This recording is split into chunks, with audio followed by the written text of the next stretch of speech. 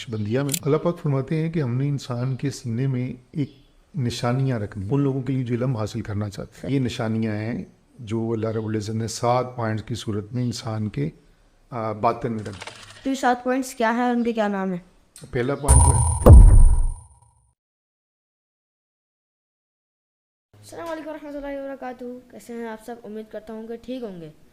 تو آج ہمارے ساتھ ایک ایسے شخص موجود ہیں جو بزنس مین بھی ہیں اور ذکر میں مہارت حاصل رکھتے ہیں. بائی پروفیشن بزنس مین ہیں اور بائی پیشن ذکر میں مہارت رکھتے ہیں, ذکر میں علوم رکھتے ہیں. تو آج ہم ان سے ذکر کے مطابق بات کریں گے کہ ذکر کیا ہے, ذکر الہی کیا ہے, اس کی اقسام بھی ہیں کچھ یا نہیں ہے. تو السلام علیکم آصف برقی صاحب, کیسے ہیں آپ؟ وعلیکم السلام ورحمۃ اللہ وبرکاتہ. اچھا سر, آپ کا نام آصف برقی کیا ہے, کس نسبت سے رکھا ہوا ہے؟ میرا نام جو ہے نا حضرت سلیمان کے ایک وزیر تھے حضرت آصف بن برقیہ, ان کے نام کی مناسبت سے ہے, جس لیے ساتھ میں البرقی لکھاتا ہوں. اچھا, تو ماشاء اللہ سے آپ عمان میں ہوتے ہیں, تو آپ عمان تک گئے کیسے؟ عمان میں بزنس کے سلسلے میں گیا تھا 2011 میں. صحیح ہے. تو اصل معاملہ تو اس وقت بزنس ہی تھا. جی. اچھا, تو بندے کی لائف میں ایک لائف چینجنگ پوائنٹ آتا ہے جس میں زندگی ایک نیا موڑ لیتی ہے, جی. وہ کون سا پوائنٹ تھا؟ پوائنٹ تھا ایک, میں فرسٹ ایئر میں تھا اس وقت, تو ایک محفل ذکر تھی ہمارے گھر کے پاس, تو اس میں شرکت کے لیے میں گیا, حاضری ہوئی الحمدللہ. تو وہ میرا بیسیکلی ٹرننگ پوائنٹ تھا کہ وہاں پہ میں نے بڑی خوبصورت کیفیات محسوس کی. اچھا. تو اس کے بعد پھر میرے ایک دوست تھے, انہوں نے مجھے کشف المحجوب دی, تو وہ میرا ایک ٹرننگ پوائنٹ تھا لائف چینجنگ پوائنٹ آپ کا کشف المحجوب کی وجہ سے ہوا. اس سے پہلے میں ایک اسٹوڈنٹ لیڈر تھا. صحیح ہے. جس طرح ہوتے ہیں اسٹوڈنٹ لیڈر. اچھا, تو جیسا کہ میں نے بتایا کہ آپ ایک ذکر میں مہارت رکھتے ہیں, ذکر میں علوم رکھتے ہیں, تو ذکر الہی کیا ہے؟ ذکر الہی اللہ کا ذکر کرنا ہے. اللہ کا ذکر کرنا. اچھا, اس ذکر کی کچھ اقسام بھی ہیں؟ جی, ایک اس میں ذکر جہر ہے اور ایک ذکر خفی ہے. ذکر جہر اور جلی ذکر خفی, جس کو ذکر جہر کو, صحیح ہے, اور دوسرا ذکر خفی ہے. اچھا, جیسے کہ آپ نے بتایا کہ ذکر جلی اور ذکر خفی, تو ذکر جلی کیا ہے؟ ذکر جلی ظاہر جو اونچی آواز میں کیا جاتا ہے نا اللہ کا ذکر, اس کو ذکر جہر یا ذکر جلی کہتے ہیں. صحیح ہے. اور جو انسانی باطن میں لطائف پر کیا جاتا ہے یہ ذکر خفی ہوتا ہے, یا انسان اپنے اندر کرتا ہے, اپنی خاموشی سے کیا جانے والا ذکر کرتا ہے, وہ ذکر خفی. اچھا, اب جیسے کہ اتنی ساری عبادات ہیں, تو اس ذکر کی کیا ضرورت ہے, کیوں کرتے ہیں ہم ذکر؟ بالکل ٹھیک ہے, یہ اللہ رب العزت کا حکم ہے کہ میرا ذکر کرو صبح و شام. ٹھیک ہے. اچھا, یہ ذکر اس لیے کیا جاتا ہے کہ یہ فرمانے اللہ تعالیٰ کا فرمان بھی ہے, نبی کریم صلی اللہ علیہ وسلم کی سنت مبارک بھی ہے. صحیح ہے. اس کی ایک انسانی زندگی پہ اس کے اثرات بھی ہیں. جی ہاں, نمازیں ہیں 5.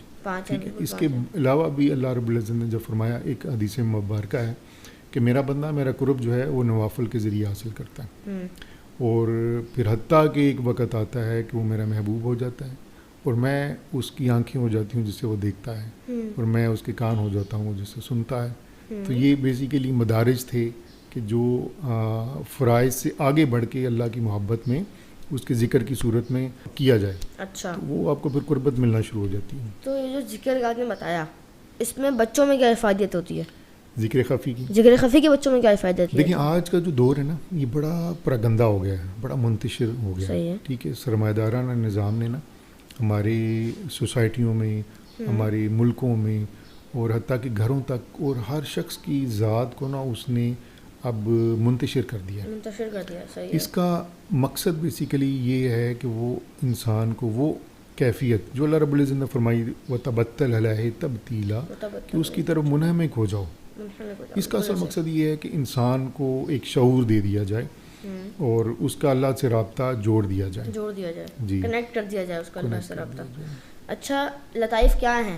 لطائف یہ ٹرم یوز کی جاتی ہے زیادہ سلسلہ نقشبندیہ میں, اور یہ ایک آیت مبارکہ ہے کہ بل ہوا آیات بینات فی صدور الذین اوتوا العلم.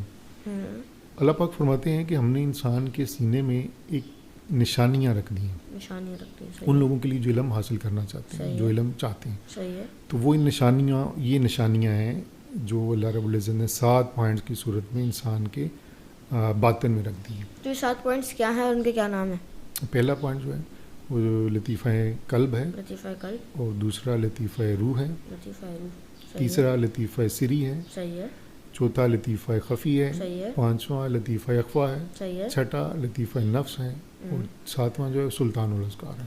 اچھا آپ نے بتایا کہ لطیفہ نفس, تو ہمیں تو اس سننے کو ملتا ہے کہ نفس کو ختم کرنا ہے, نفس انسان کو گمراہ کرتا ہے, اور آپ لطیفہ نفس کا ذکر کر رہے ہیں, تو یہ کون سا لطیفہ؟ ہاں جی, یہ ایک کچھ چیزیں ہوتی ہیں جو معاشروں میں ایک غلط العام ہو جاتی ہیں. اچھا ٹھیک ہے, اس میں ایک یہ بھی ہے کہ آپ نفس کو مارنا اسلام میں نہیں ہے.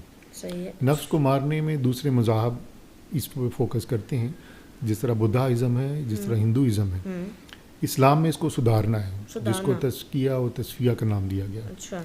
خانقاہوں میں اور یہی ایکچولی مقاصد تھے کہ انسان کو تزکیہ اور تصفیہ کیا جائے, اس کو سدھارا جائے, اس کو ہر اس بات سے جو حرام کی طرف لے کے جاتی ہے اس کو کنورٹ کیا جائے حلال کی طرف, اور وہ یہ کام پورے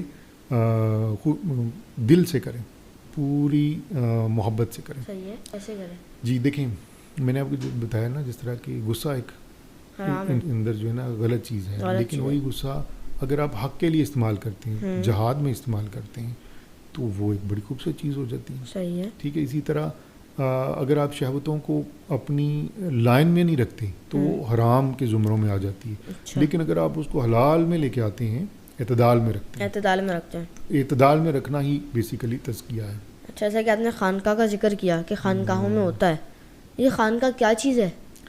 خانقاہ اللہ رب العزت کا ذکر کرنے کی اور اس کے اپنے دور کے لوگوں کو اللہ رب العزت سے, نبی کریم صلی اللہ علیہ وسلم سے جوڑنے کے لیے ایک پوائنٹس بنائے جاتے تھے. مساجد میں بھی پہلے کا بھی ہوتا تھا, اور ساتھ اس کی رہائشیں بھی چونکہ ہوتی تھیں, لوگ آتے تھے وہاں پہ رہتے تھے, اپنا تزکیہ کرتے تھے, تصفیہ کرتے تھے. تو یہ بہت بڑا ایک سسٹم تھا. کب سے خانقاہ کی شروعات ہوئی؟ خانقاہ کی شروعات جو ہے نا, یہ نبی کریم صلی اللہ علیہ وسلم کی بارگاہ میں ان کے دور میں صحابہ صفہ سے شروع ہوا ہے. اچھا, جب خانقاہ کا نظام نبی کریم صلی اللہ علیہ وسلم کے دور